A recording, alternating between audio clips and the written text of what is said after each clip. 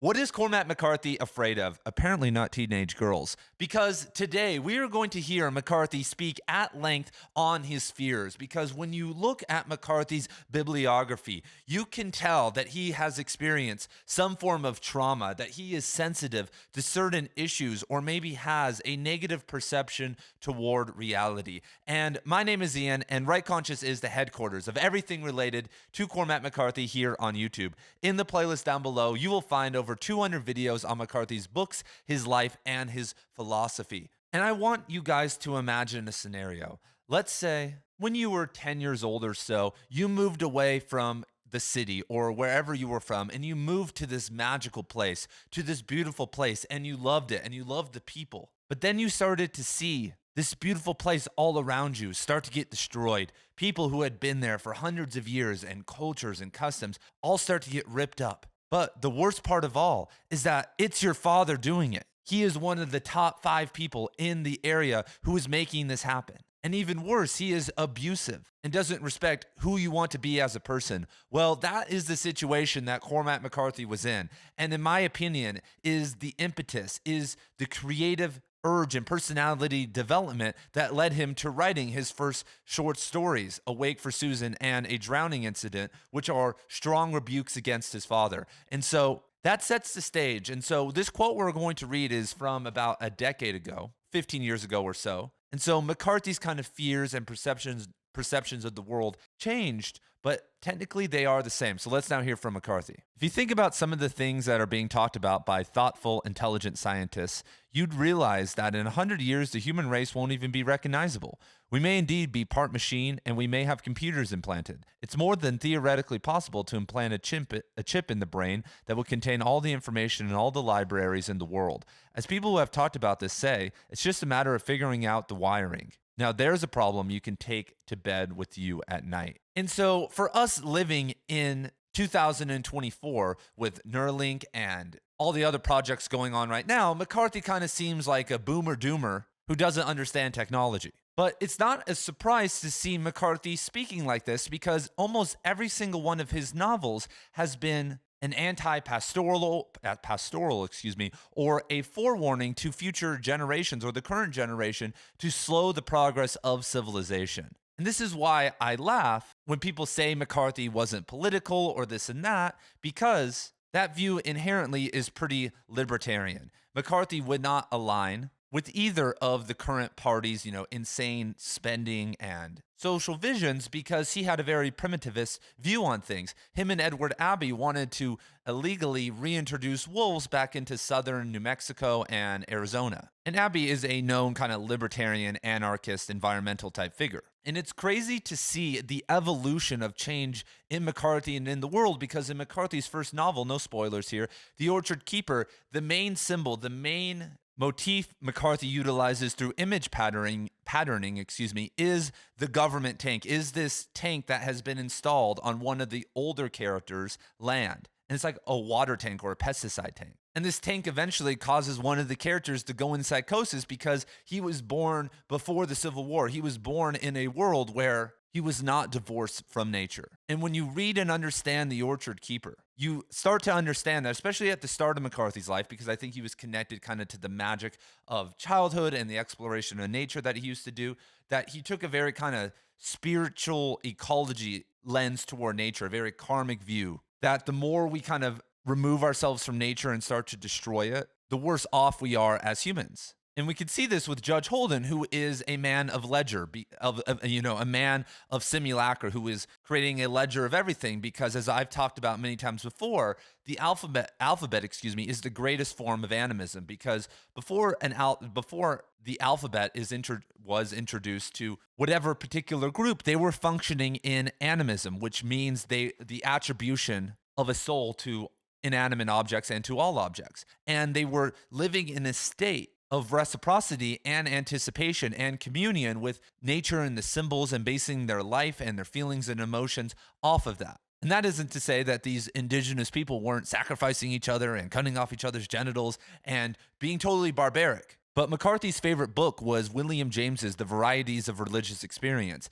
And as his life went forward, he started to understand, I assume through his peyote use and his acid use, that he was right, that his early years of going out and walking the fields all night during the summers and sleeping outside and never sleeping indoors connected to something bigger. And we see that in like the Border trilogy and the way he writes about nature in The Crossing. But Judge Holden, with the alphabet, has utilized the strongest form of animism, because when I look, for instance, at Haruki Murakami's new book, and I'm currently reading this starting next week in the Right Conscious Book Club. We're also reading Suttree, Runaway Horses, All the Pretty Horses, and a bunch of other books. So if you guys want to join me, the link is down in the description below. But when I read text from this book, I hear voices that are not my own. When I read Judge Holden's dialogue, it's not Ian speaking. When I read Judge Holden, I'm seeing things. So I have visual and auditory hallucinations through dried black ink. And so when you look at Appalachia, when you look at the destruction of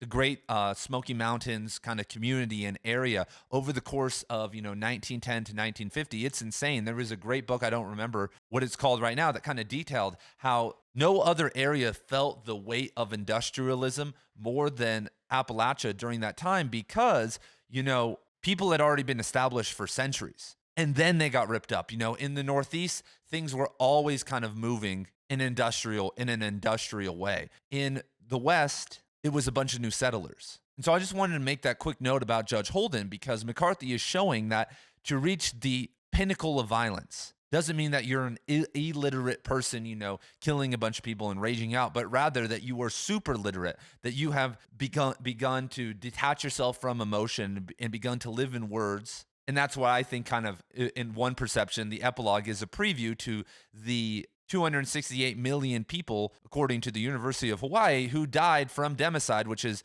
innocent people dying by the hands of government in the 20th century, which is so hard to do. I think I'm just really dumb. I guess I'm just an idiot, because I tell people all the time, like, guys, it's really hard to kill 268 million innocent people. Excuse me, the number is 262. Like, you really have to try and screw things up to hit that number. Like, we could have almost done nothing and lived in anarchy and not hit that number. And so in McCarthy's The Orchard Keeper, he features 3 different characters who are at different places in terms of being connected to civilization and society. And it's a beautiful book. And a lot of McCarthy's further novels, like Child of God, is a preview of kind of the Ted Bundy necrophiliac era that was about to come upon us. What happens when technology and this modern world kind of hits the classic psychopath. No Country for Old Men was a beautiful exposition on what the cartel movement was going to look like and what, the violence on the border was going to turn into. But at its core, it's McCarthy talking about us becoming detached from nature, from ourselves. This is why McCarthy was interested in Gnosticism. This is why he used literally the word Gnostic in Stella Maris. This is why he used the word Anoretta and Ogdawad in Blood Meridian. This is why there are so many Gnostic themes in Outer Dark. Outer Dark is an inversion of Christianity. This is why McCarthy was interested in German idealism and Fichte and Bohm, Schelling, Hegel, all of those guys. Heidegger eventually. Because he understood kind of our divorce from nature and our reliance on technology and where that was going to go. And then obviously the penultimate state of that is us now merging with computers. Because, you can like Elon Musk, you can think he's smart. I think that he's obviously a genius. I think that what he's done with his companies, and obviously it wasn't just him, but obviously he is a visionary.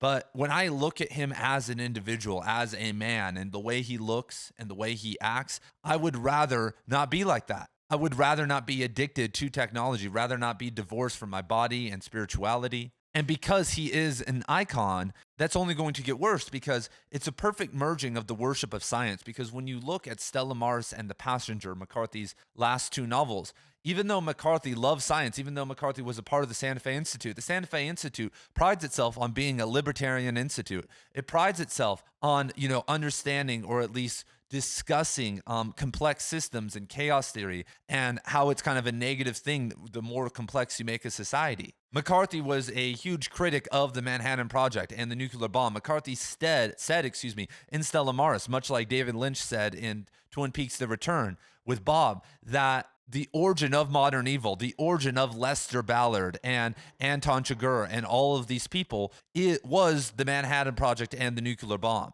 This is why McCarthy did not have a cell phone or a computer, because we now worship science. Christianity, even though a lot of people still believe in it, and that's cool, has been kind of on the way out. But what it's been replaced with is a worship of science. And as McCarthy says in Stella Maris, science has done more to improve the human race than anything else. But with any God, with any idea or system or archetype, you have to be careful not to fall into worship of it. And so now, on both sides of the political aisle, was kind of the loss of the monomyth and the loss of so-called traditional values by the left. They have more of a reliance on data and science, or whatever they call science, or think that their version of science is. And now on the right, with guys like Elon Musk and Vivek Ramaswamy and others starting to be kind of thought leaders in this community, they are not religious. They don't care about God or these things. And so there'll be kind of a creeping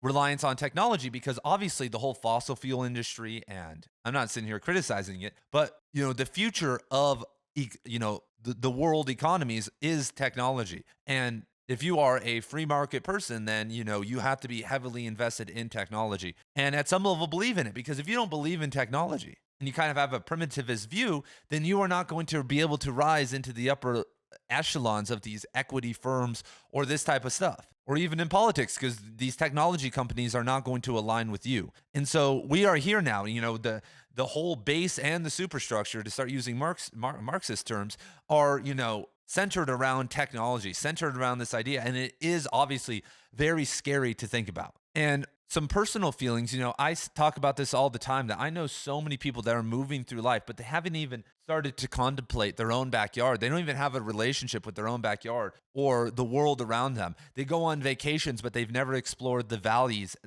around them, and the different peaks and mountains and nooks and crannies that they are currently in. And you can be religious and do this. This is what my favorite Christian, and who I think is the greatest display of masculinity in the author world, Wendell Berry, did in his career. Wendell Berry was not, taking 16-year-olds to Mexico. He was living on his farm in Kentucky, working on, continuing agriculture, writing about small communities like Cormac McCarthy, writing these anti-pastoral novels and poetry and essays, and being a part of the community. He would, hold events where you could come read him a poem, and he would, tell you what he thought of it. But guys like Wendell Berry are far and few between now, especially in this community, because it's hard. Most of us weren't born into this.